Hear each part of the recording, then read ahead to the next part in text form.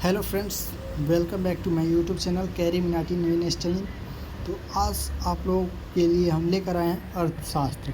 अर्थशास्त्र के बारे में कुछ हम लोग जानकारियाँ प्राप्त करेंगे, जिससे रिलेटेड बहुत सी क्वेश्चन आती हैं जनरल कंपटीशन में, अदर कंपटीशन में, पीसीएस एग्ज़ाम वगैरह। इन सब में बहुत ज़्यादा क्वेश्चन आता है और अच्छा क्वेश्चन आता है, जिससे रिलेटेड इसी पार्ट में हम बताने वाले हैं। ठीक है, और इसके नेक्स्ट पार्ट में भी बहुत सारे क्वेश्चन हैं, लेकिन ये हम फर्स्ट पार्ट बना रहे हैं आप लोगों के लिए पहली बार। ठीक है, बहुत दिनों के बाद ये वीडियो आ रहा है। ठीक है, तो अब हम इसके बारे में जानेंगे कि अर्थशास्त्र कहते किसे हैं। तो अर्थव्यवस्था, जो अर्थशास्त्र है, अर्थव्यवस्था का ही एक रूप है।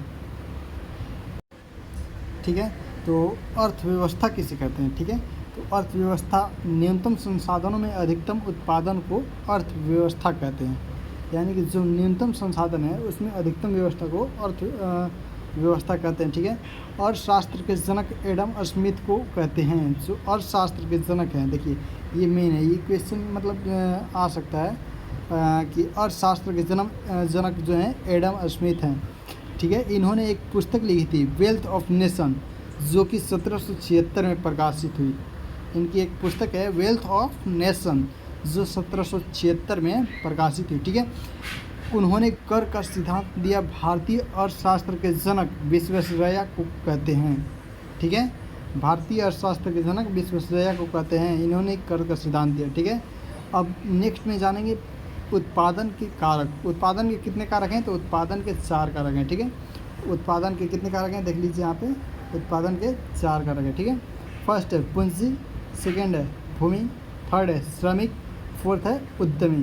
तो पहला नंबर है पूंजी। पूंजी कहते किसे हैं, तो उत्पादन में लगाया गया धन पूंजी कहलाता है। यानी कि जो भी मान लीजिए अगर कोई खेती करता है, अगर उसमें कोई भी मतलब जिसमें फसल लगाने में कुछ खर्च तो ज़रूर होता है, उसे ही हम लोग पूंजी कहते हैं। ठीक है, यह ऋण के रूप में भी हो सकता है। ठीक है, यह ऋण के रूप में भी हो सकता है। ठीक है, नेक्स्ट है सेकंड भूमि।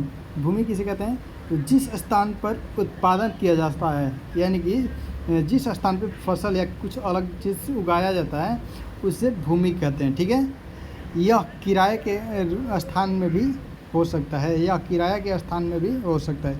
यानी कि देखिए, जिसमें कोई भूमि लेता है रेहन पर या कुछ ऐसे वगैरह वगैरह, उसे ही मतलब वो किराए के स्थान को मतलब उसे ही कर सकते हैं किराए का स्थान, तो उसे या किराए के स्थान पर भी हो सकता है, ये ही कहना चाहता है ये। ठीक है, नेक्स्ट है थर्ड श्रमिक।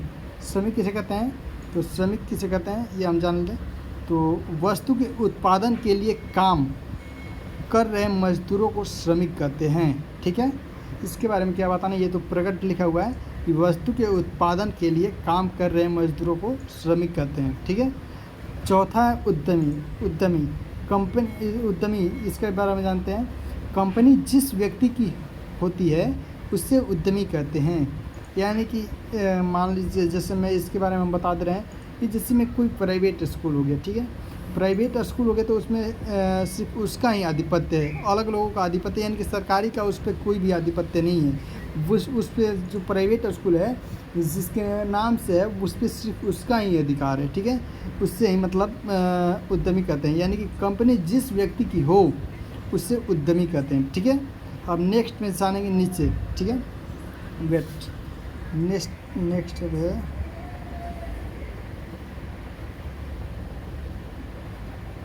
हाँ, तो देखिए यहाँ पे है उत्पादन है ना। उत्पादन के 4 कारक दिए हुए हैं, पूंजी, भूमि, श्रमिक, उद्यमी। ये 4 कारक यहाँ पे मतलब राउंड बनाकर दिए हुए हैं, इसको आप ध्यान से देख लीजिए। ठीक है, अब नेक्स्ट आता है पूंजी अर्थव्यवस्था। पूंजी अर्थव्यवस्था कहते किसे हैं। ठीक है, नेक्स्ट यहाँ पे है ना पूंजी अर्थव्यवस्था। तो जब उत्पादन के सभी 4 कारकों पर निजी व्यक्ति का अधिकार हो, यानी कि जब उत्पादन के सभी 4 कारकों पर, यानी कि इन 4 कारकों पर निजी व्यक्ति का यानी कि खुद का अधिकार हो, उसे पूंजीवादी अर्थव्यवस्था कहते हैं। ठीक है, पूंजीवादी अर्थव्यवस्था कहते हैं। यानी कि मान लीजिए जो प्राइवेट स्कूल होता है ना, उस पर खुद का अधिकार है उसका, उससे ही पूंजीवादी अर्थव्यवस्था कहते हैं। ठीक है, जैसे में ये सब मतलब ये जापान में लागू होता है, यूएसए में यानी कि अमेरिका में लागू होता है, सिंगापुर में लागू होता है, चीन में लागू होता है, ये सब पूंजी अर्थव्यवस्था में विकास तेज़ी से होता है, ठीक है।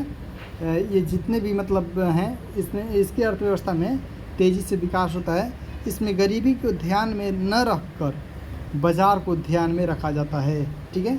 इसमें जो मतलब गरीब है उसको मतलब ध्यान में न रखकर बाज़ार को ध्यान में रखा जाता है। इसी की वजह से ये मतलब जितने भी हैं धीरे धीरे डेवलप्ड होते जा रहे हैं, ठीक है, और हो भी चुके हैं, ठीक है।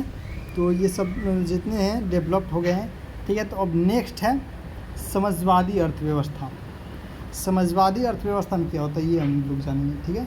समाजवादी अर्थव्यवस्था में होता है जब उत्पादन के 4 कारकों पर सरकार का अधिकार हो, यानी कि उत्पादन जो होता है उनके 4 कारकों पे यानी कि इन पे सरकार का अधिकार हो, उसे समाजवादी अर्थव्यवस्था कहते हैं। जैसे हम अभी बताए हैं कि जो प्राइवेट स्कूल है उस पर अधिकार है, इसका उस पर अधिकार है मतलब जिसका प्राइवेट स्कूल है उसका, और उस वहीं पे आ जाइए सरकारी स्कूल यानी कि गवर्नमेंट जो स्कूल है उस पर अधिकार है सरकार का, यानी कि सरकार का जो अधिकार है उसी समाजवादी अर्थव्यवस्था कहते हैं, ठीक है।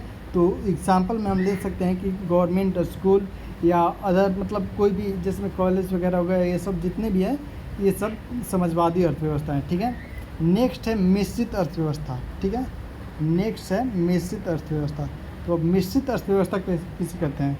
मिश्रित अर्थव्यवस्था में आप लोग जानते हैं कि भारत भी आता है, पाकिस्तान भी आता है, श्रीलंका भी आता है, ठीक है। तो मिश्रित अर्थव्यवस्था में जब मतलब मिश्रित अर्थव्यवस्था के बारे में जानेंगे, जो मिश्रित अर्थव्यवस्था है जब उत्पादन के चारों कारकों पर निजी तथा सार्वजनिक दोनों का अधिकार हो, उसे मिश्रित अर्थव्यवस्था कहते हैं। यानी कि निजी यानी कि खुद का, और सार्वजनिक यानी कि सबका अधिकार हो, ठीक है। सार्वजनिक यानी कि सबका अधिकार हो, उसे क्या कहते हैं? मिश्रित अर्थव्यवस्था कहते हैं।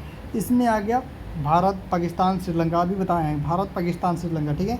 इसमें जो है सबका अधिकार है, ठीक है, उसे मिश्रित अर्थव्यवस्था कहते हैं।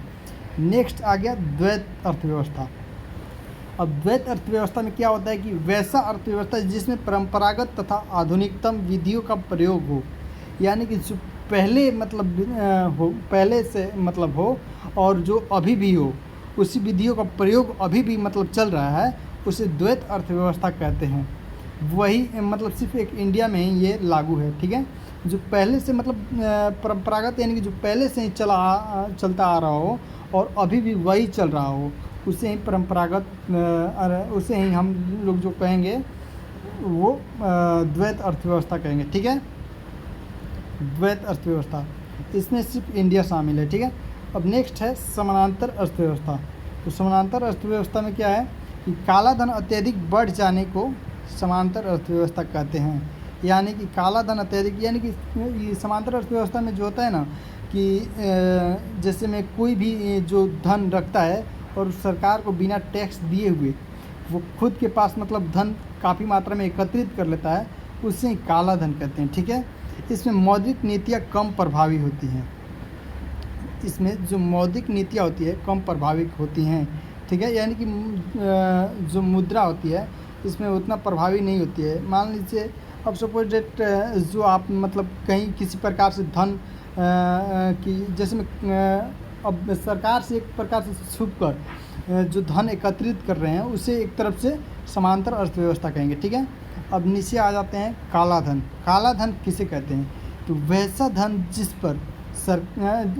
जिस पर टैक्स नहीं दिया जाता है, यानी कि अभी हम आपको ऊपर बताए हैं समांतर अर्थव्यवस्था में, ठीक है।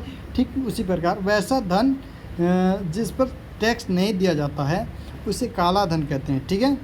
काला धन की जानकारी सरकार को नहीं रहती है। अभी हम बताए हैं कि काला धन की जो सरकारी होती है यानी कि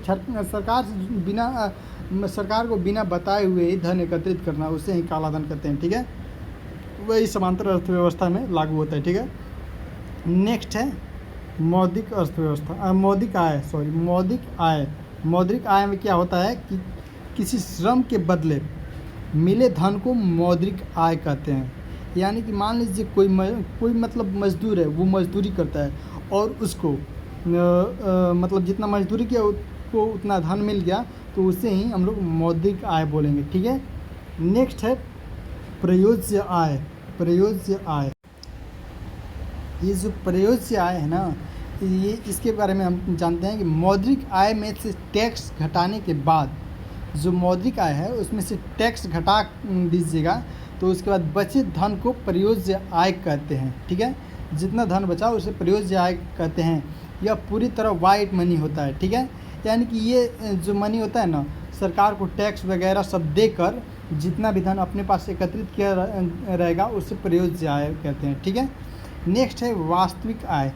वास्तविक आय में क्या होता है कि प्रयोज्य आय में से देनदारी तथा ऋण भार को हटा देने पर बचा हुआ धन वास्तविक आय कहलाता है। यानी कि इसमें मतलब जितना आप कमाए उसमें से पूरा मतलब जितना टैक्स देना था वो दे दिए, जितना आपको मतलब जो भी खर्च हो वो सब मतलब जितना भी खर्च हो वो सब हटा देने के बाद आप के पास जितना भी मतलब बचा धन सरकार को देने के बाद जितना भी धन बचा वो सब आपके पास है वास्तविक आय है। ठीक है, महंगाई बढ़ने पर वास्तविक आय घट जाती है। ठीक है, जो जब महंगाई मान लीजिए किसी चीज़ की महंगाई बची मगर महंगाई घट गई तो उसमें जो होता है वास्तविक आय वो भी घट जाता है। ठीक है,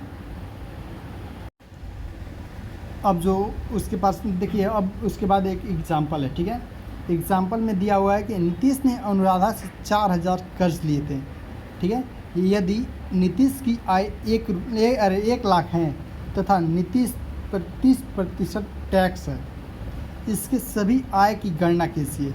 तो देखिए इसमें जो है ना, इसकी पूरी मौद्रिक आय यानी कि जितना भी आया है पूरा वो है 1 लाख रुपए, यानी कि वो 1 लाख रुपए कमाता है। ठीक है, 1 लाख रुपए में जो प्रयोज्य आय है यानी कि जो टैक्स वगैरह है वो 30% है। तो 1 लाख में टैक्स काट दीजिएगा यानी कि 30% टैक्स काट दीजिएगा तो 70% बचेगा। ठीक है, 70% यहाँ पे दिखा रहा है ना, 70% बचेगा। और उसके बाद जो उसका वास्तविक आय बचेगा उसमें मतलब जो मतलब 4,000 जो अनुराधा से कर्ज लिया था, जो 4,000 नीतीश ने अनुराधा से कर्ज लिया था वो हटा दीजिएगा।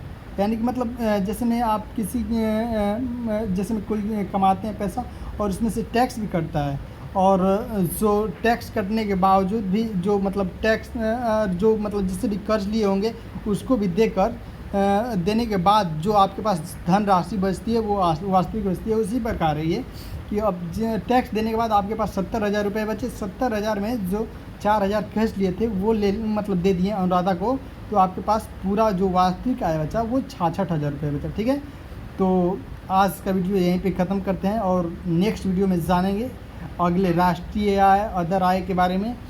वो सब भी बहुत मतलब वीडियो देखिएगा तो अच्छा ही लगेगा, शायद हमें आशा है कि, इसीलिए ये वीडियो अगर अच्छा लगा तो प्लीज़ सब्सक्राइब ज़रूर करें एंड नेक्स्ट वीडियो का इंतज़ार करें।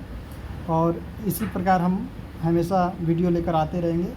अगर अच्छा लगे तो please like share and subscribe. Okay, thanks.